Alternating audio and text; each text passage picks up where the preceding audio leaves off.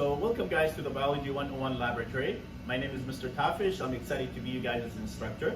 We talked about in the slides a little bit about safety symbols. So safety symbols, they warn us, they give us a precaution beforehand if they are dangerous, such as if they are corrosive, if the chemicals are corrosive, or if the chemicals are flammable. So here in the lab, as you guys can see, we put them in these cabinets. So we put them in these cabinets. For example, we have ethanol, methanol. Okay, it's kept in this cabinet, and you can see the flammable sign right here. And in the back here, I don't know if you guys can see it, but we have the acids and stuff that are corrosive. Okay, we have stuff that are corrosive. They can corrode the hand. So we have all these different symbols, and they tell us a lot about the chemicals before we use them. So we have to be prepared, whether we use lab goggles, safety goggles, or whether we have to wear gloves, etc. Okay, so it just makes you aware of the chemical before you use it. All right, guys. So let's look at the anatomy of the micropipette. Let's look at different micropipette parts. So this is a micropipette. This is the SL1000 micropipette. Now, the anatomy, as we talked about, or the different parts of the micropipette, as we talked about in the slides, what you can see here, this is the disposable tip. Okay, so this is the tip where we add the liquid. So the liquid doesn't go inside here, it goes inside the tip. So you have to attach the specific tip to the micropipette. Okay, this is the shaft, this is the tip. The tip is where the liquid goes. Now you have the ejector. So here, before we talk about this button here, about this knob, this is the ejector button. Okay, so this button here is the ejector. And what it does is that, just like in the ejector button in your laptop, on your laptop, it ejects the tip. So you don't want to throw away the tip, when you're done from the tip, you don't want to use your hand. So you just press the ejector button and you go into this container, which is the biohazardous container, where we put most of our waste in, and you just press the ejector button and it will be released. All right? So let's take another tip. So this is the most important button here, guys, the most important knob, and it's called the plunger or the push button. And what it does is that it moves in two different directions. So it moves up and down, and this will get liquid inside or outside the tip, or release the liquid. But it also moves in circles. Okay, it also moves in circle. You can also rotate it. So you have to put it on lock, unlock. Okay, unlock, and then you can rotate it. And when it rotates, it changes the number on the volume reader. So it changes the number on the volume reader.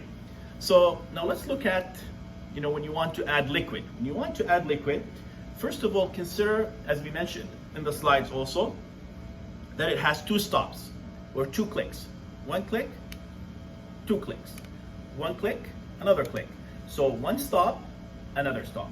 This will become very important later on as we discuss, or as we go over the demonstration of how to use the micropipette. So one click, another click.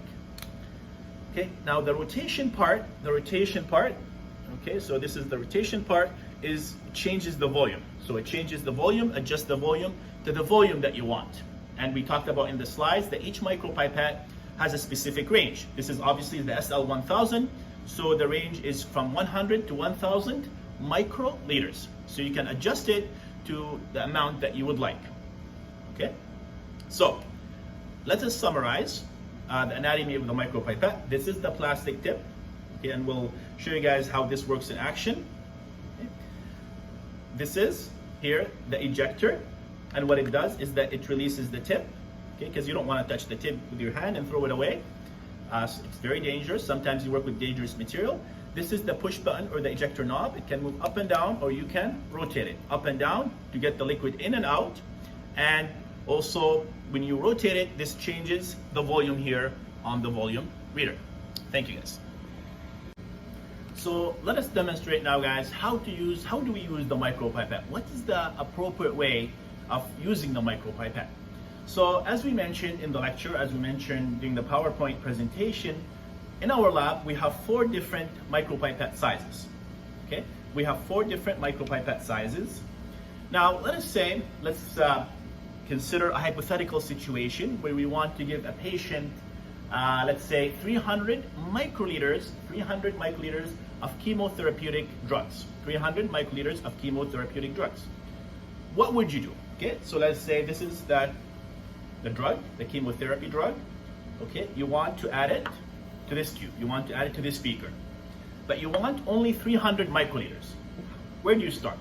First of all, we have to choose the correct micropipette. We have to choose the correct micropipette. How do we do that? We have 4 different sizes, and as we mentioned in the PowerPoint slides, we have to look at the micropipette ranges. So we have to have a bird's eye view. Okay, we have to look at the range by looking at it like that from the top. So if I want 300 microliters, then I choose the SL, of course, the SL 1000. So let's have a look. So the SL 1000, because the range is 100 to 1000. So this is the appropriate micropipette. So that's great. I'm done with the first step. Now what should I do next? The next step here, guys, is to attach the correct tip. So you want to add the correct plastic tip. Okay. So here we have all the tips are actually mixed up, but usually they're not mixed up. We have a different container for the smallest one, and the largest one, etc. So you have to choose the correct tip. So this is the correct tip for this size. There are 4 different tip sizes. So then you attach the tip. Okay. So now you are ready with the first step. Now the second step, guys, is we have to adjust the volume because it goes from 100 to 1000, right? So we have to adjust it to 300 microliters. And I'm sure you guys already know how to do that, as we demonstrated during the lecture or during the PowerPoint presentation. So I don't know if you guys can see, so that would be 0, 3, 0. This will give us 300 microliters. So 0, 3, 0. That's 300 microliter, and then I put it on lock. So I put it on lock so that it doesn't move while I'm adding the solution. So now I have 300 microliter. Now I'm ready to add my solution, my chemotherapeutic drug. Now, just a reminder, guys, consider that the micropipette has 2 stops or 2 clicks. 1 click, full stop, another click. Why is this important? Let's have a look. So now I want to add the chemotherapy drug. So I want to add this chemotherapy drug from this beaker to this empty beaker. So when I add stuff, when I want to add stuff, I press to the first stop. So what I do is I press to the first stop. Okay, I press to the first stop. Before I put it in the solution, I press to the first click. Okay, I press to the first click. You always have to hold it horizontally, guys. Sorry, vertically, not horizontally, but vertically. Okay, vertically. Horizontally, of course, it's not good. So you have to hold it vertically. Okay, press to the first stop. Now you are ready to add. So keep pressing to the first stop before you enter, okay, and put it inside the solution. Okay, not all the way down, just at the surface. You don't want to go all the way down. Okay, and slowly release your finger. Slowly release your finger. Okay, make sure that you have no air bubbles and no liquid on the outside. So make sure you have no air bubbles and no liquid on the outside. Otherwise, this will affect your reading.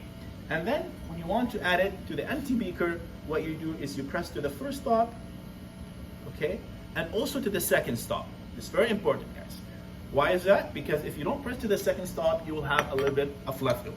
Okay, so by this way, I've given the patient 300 microliter of solution. I'm done from my tip. Now I eject it. Thank you. All right, guys. So let us now summarize how do we transfer or how to transfer liquid from one tube to another using the micropipette. So my micropipette is adjusted to 300 microliters. I have it on lock. Okay, I'm holding it vertically. I want to add the solution. Okay, before I put it in the solution, I press to the first click. I put it like that. I don't put it all the way down. Okay, all the way down, you will have liquid all around the tip. You don't want to do that, just at the surface. And then you slowly remove your finger. Okay, slowly remove your finger, and then you have your solution. Okay, make sure that you have no air bubbles. Okay, no air bubbles, no liquid on the outside.